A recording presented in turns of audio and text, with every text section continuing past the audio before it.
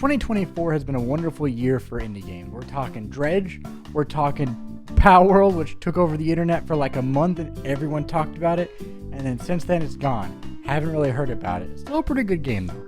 And hopefully, I'm really crossing my fingers Hades 2, because oh my god, I want it so bad. But besides all of those gems, there was a game that came out recently that had a very unique art style and story that captured me and made me feel like a kid again for a little bit. And that is called Halibut. Now, Halibut is a claymation game. Yes, you heard me right, it's a claymation game. You see all these characters and props and set pieces that look so goddamn beautiful. Well, they were all actually practically made and 3D scanned and then put into Unity for motion capture and modeling and animation, which I cannot even begin to comprehend how long that took. I'm just a guy in a room. Regardless of all that, it came out wonderfully and it looks awesome. In Halibut, you play as John McAfee. I'm just kidding. I really wish. No, you play as Halibut, a handyman on the Fedora 1. Now, the Fedora 1 was a spaceship that was sent off by Earth because it was soon to become uninhabitable and they were going to go find another planet to live on. Now, the Fedora 1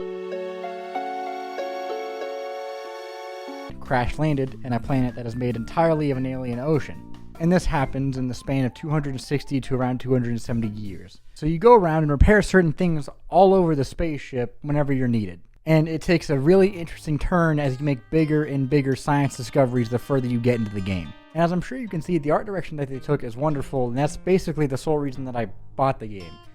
Is you can see how much effort they put into every environment and every character. Just goddamn, dude. Slow Bros is the company that was behind this game, and I really appreciate the fact that you can tell that they took their time to make the vision that they had exact. There is no part of this game that looks as though it was made very fast. It was all handmade to what they envisioned. And not a lot of games do that nowadays, and they'll just kind of push it out. Every person has kind of an obtuse look to them, but in a striking and interesting way that makes their character very different from all of the others. And it just makes everything come together and feel as though it's a living and breathing environment. I mean, they did work on this game for 11 years. Which, holy shit, that's over half of my life. And I love Harold. He's very relatable, and the voice actor for him has a golden voice that calms you down anytime he talks. Me do all the grumbling. Okay, well, the tube tickets are pretty annoying. The rules change faster than I can keep up.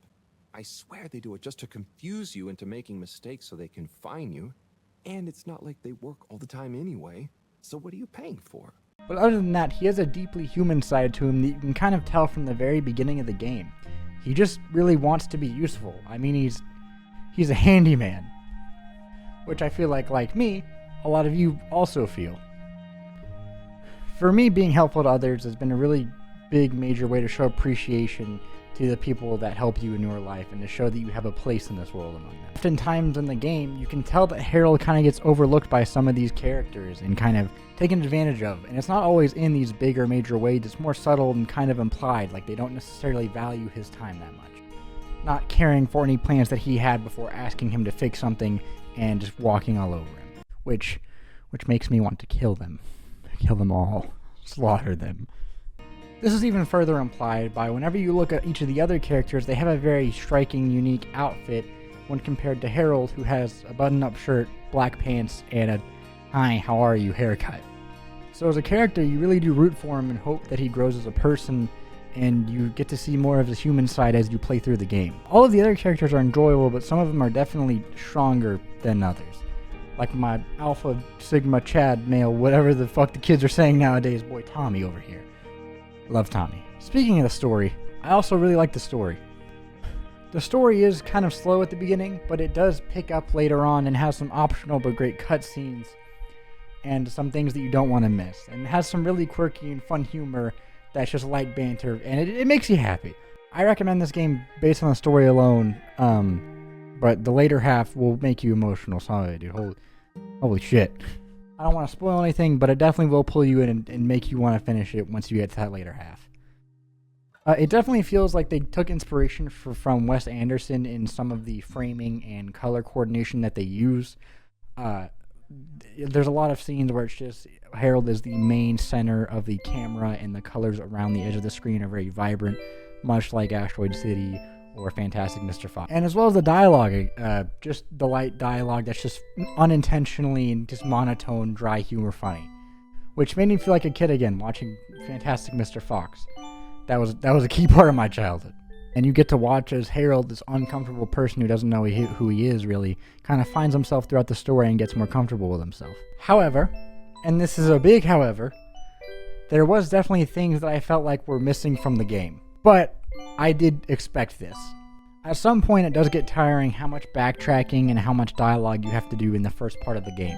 When you're just kind of walking around in the Fedora for the first 5 hours, the story and characters are really strong, but a lot of the time you're just kind of holding the analog stick left or right and going through these tubes over and over again, just trying to run to different people and have different conversations. Which the conversations in themselves are wonderful, but it does get tiring doing that for 4 hours. I just wish there was more interactive parts that made it feel more like a video game. The arcade in Agora Arcades is awesome, and there's even a part where you kind of play Tetris with luggage in the first part of the game that was really fun. I just wish there was more things like that.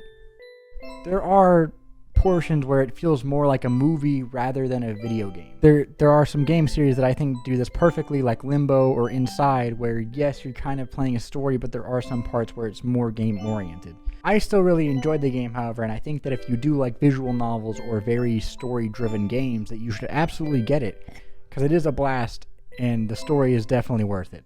And the art style alone makes the entire game worth it. I mean, whenever something this unique comes out, I think that upon principle, because it is so different, it is trying something new, that it's brave, and I'm gonna get it. And I do look back on it fondly and wish that I could replay it without any knowledge of the story and forget all of it, much like Outer Wilds, but in a very different way. The game did crash a couple of times on my computer, however, my computer just does have a problem with crashing, so I don't think that was entirely the game's fault, and I'm working on that. But other than that, I hope that you guys did enjoy this video, and I hope that you will subscribe, and I will see you guys next time. Thank you very much. There should be a video coming out pretty soon. I got my thoughts on the Fallout show. Long story short, it's good, but we're going to talk about it more. I hope you guys have a wonderful rest of your day, and I'll see you guys next time.